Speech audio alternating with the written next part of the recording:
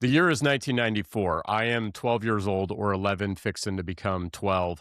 And up to this point in my life, I'm basically raised on rock, metal, alternative. The grunge scene is starting to explode.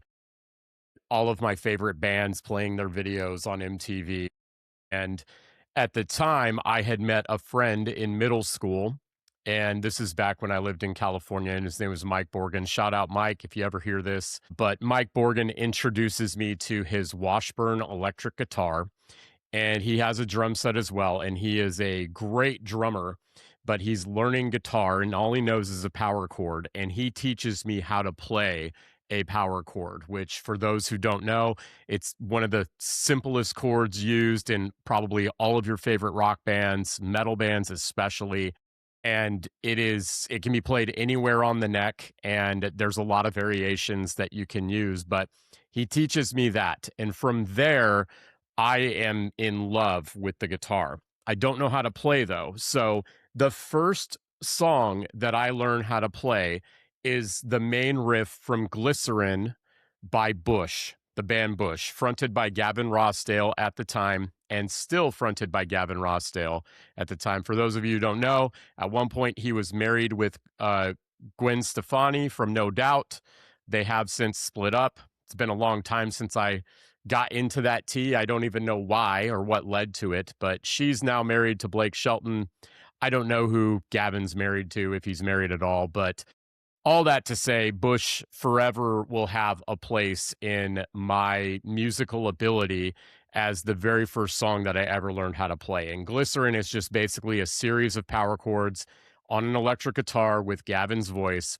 And most of you who listen, you probably know what that song is. If not, look it up. You got to check out Bush. So fast forward to 44 years into my life. My birthday was last Friday, the 8th. My wife, Stephanie, surprises me with tickets to go see Bush. They're on tour with Mammoth, which is a band fronted by Wolfgang Van Halen, Eddie Van Halen's son, who I've also seen. I saw with Pantera and Metallica a couple years ago in Dallas when Metallica was on tour. And so I tell my wife, I'm like, wow, this is great. It's awesome. The day of the show, which was my birthday, I was feeling like I didn't really want to go to a concert that night, but I knew I had to see because Bush is one of my favorite all-time bands.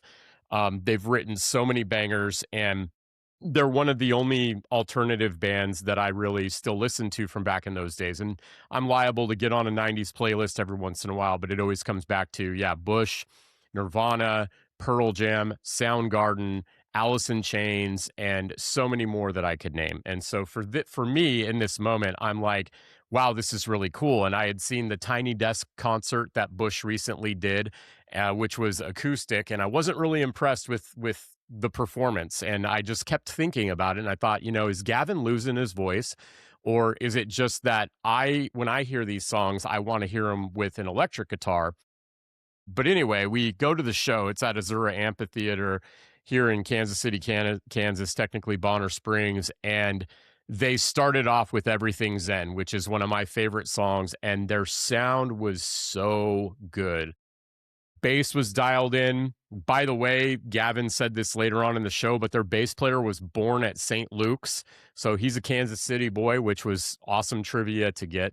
But Bush just played for 2 hours, 2.5 hours, and just played all of the bangers. Couple songs I wish they would have played, but they didn't. But they just really were awesome performers. And honestly, when I boil it all down to, especially after this experience of seeing them live and especially seeing Gavin Rossdale's stage presence, this man is 60 years old. Okay. And when you look at him, you think he's probably mid 40s or maybe 50 at most. But this guy is 60 years old and he is hopping around on the stage like a 20-year-old, like an 18-year-old. I mean, he's still got it. He still loves what he does. He obviously still has, the quality in his voice, and he can play guitar and sing at the same time. And the dude is just a rock star, right?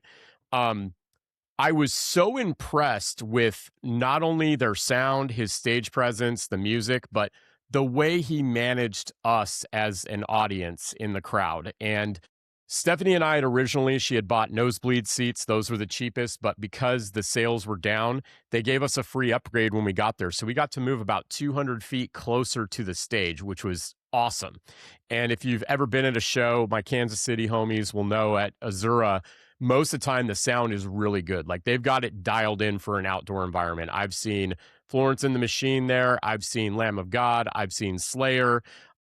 I've seen Mastodon, Gojira, all kinds of awesome bands there, and I've never been disappointed by the sound. And I've always been impressed by that because I used to play in a band and we would do outdoor venues and stuff. And sound outside was always a challenge. But anyway, they were really dialed in. We're sitting there, and when they got to about 3/4 of the way through on the set, they played Flowers on a Grave, which is one of the songs, one of the newer Bush songs that I like, was written a few years ago. And they started playing it, and sure enough, Gavin Rossdale jumps the barricade and he gets into the audience. And apparently he does this regularly. I didn't know until after this show. I started looking it up, and this is one of his regular things, but he goes out in the crowd.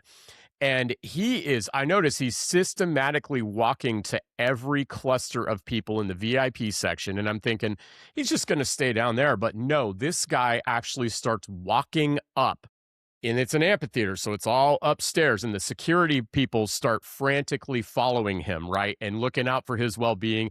The band is playing, he's singing, and I'm going to show you a clip here, and for our listeners, you'll just have to just visualize what I'm going to say, but this is a clip of Gavin Rossdale walking up and actually getting up to our row, and he is, no joke, 7 or 8 feet away from us, okay?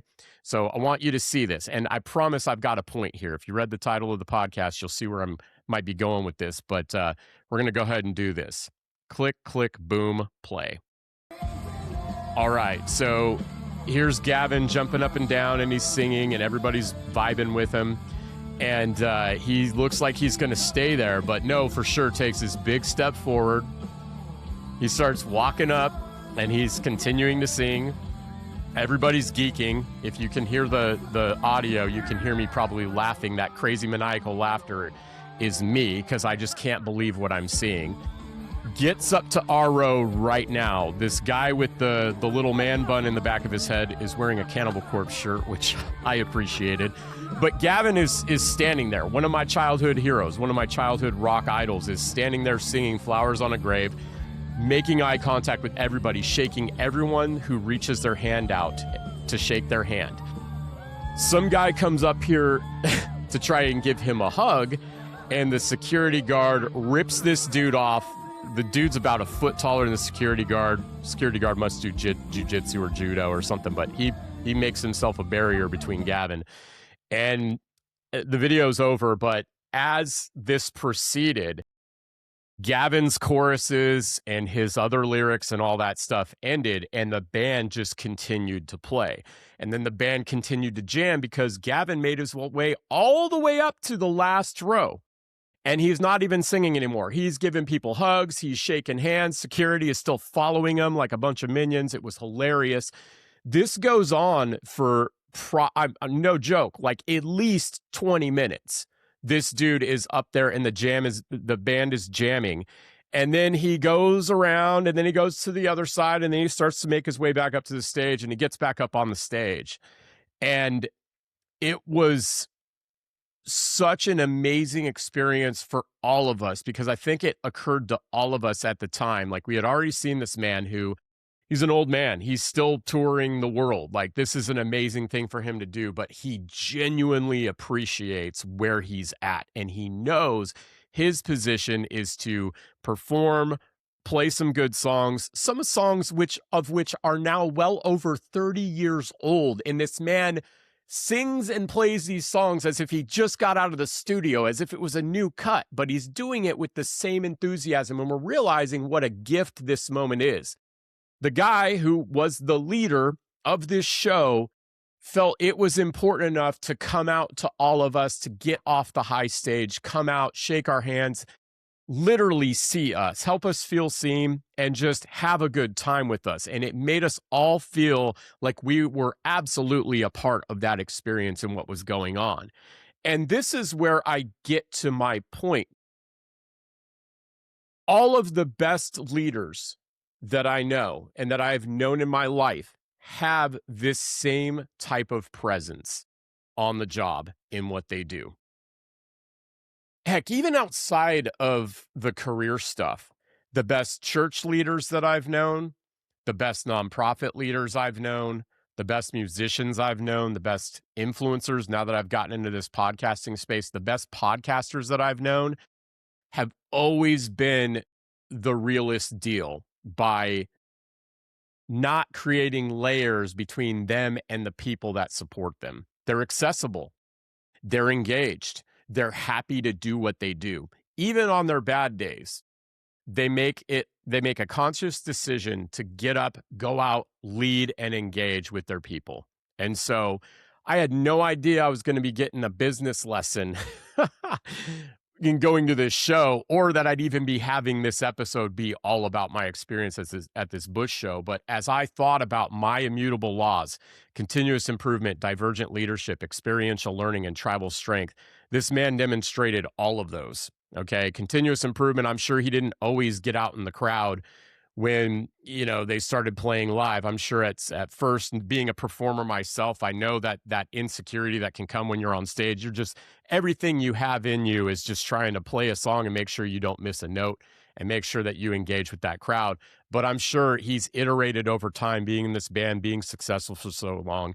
Tribal strength, absolutely. This man just came out and engaged with us as his people, right? And we felt like he was one of our people in the process.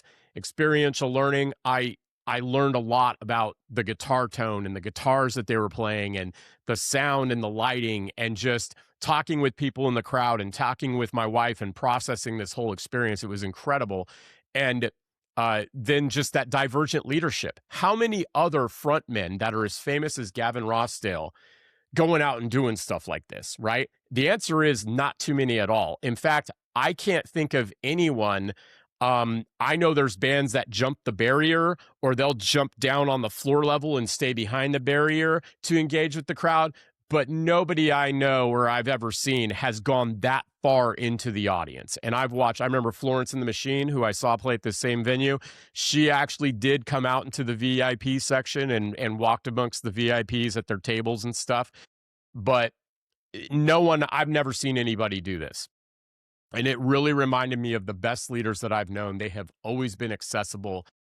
There's no such thing as a dumb question when you're in their presence. They are engaged, they're respectful, they love what they do, and they're there. And whether it's out of performance or it's genuine or not, the perception is the reality. And they have made me feel like I'm proud to work for that company. I have leaders in the company that I work for right now that do model this and act like this every day. And I'm not going to name drop them. I'll tell them privately. I've actually already texted a couple about my experience to tell them the impact this had and how it reminded me a lot of them. But I just think this is a great message for all of us to receive, whether we have something that we have a raging successful business, or we've got a podcast that is doing well or maybe not doing well, and then one day it does do well and we get a lot of success, to never forget where we came from, and to remember that at the end of the day, people won't really remember what you said. They'll just remember how you made them feel. I don't know all the lyrics to the Bush songs. I know some of the lyrics that I just know, but I don't even know what the songs are about. I don't really care. I listen to them because I love how I feel when I listen to this band. And so, all that to say, I was very inspired by this. I would encourage you, this is the takeaway, right? Before I end this episode, the takeaway for you is to be looking out for sources of inspiration in your regular daily life, in the things you do, in the places you go, the experiences you have with your family and your neighbors and your friends and your coworkers, people you engage with. Find these nuggets and these notes of inspiration in your daily life. And once you start doing that, you'll see them wherever you go. And maybe that's where this all comes from, is that I look for this stuff all the time in everything I do. I'm always kind of passively looking for it, not actively like seeking out. Like, I didn't go to the Bush concert going, oh, I wonder what business lessons I'm going to take away from today. But I just went, I knew I was going to have fun. And I've conditioned my mindset to be one of, I want to analyze and understand the data of why this was a great experience and why I feel the need now to tell everybody else who listens to this podcast about it. So I hope you're all well. Thank you for continuing to stay subscribed, continuing to check in with these episodes. We're going to have some more guests on soon. We've got some scheduled in the near future. I'm super happy to still be doing this podcast and have these little nuggets and these little wisdom notes that I hope are helpful to those listening. So if you've got ideas for topics, as usual, I'm just a direct message away. We're on Facebook, we're on LinkedIn, we're on Instagram. And then obviously you're listening to this podcast either on YouTube, Spotify, or Apple. Thank you so much for your support. See you next time.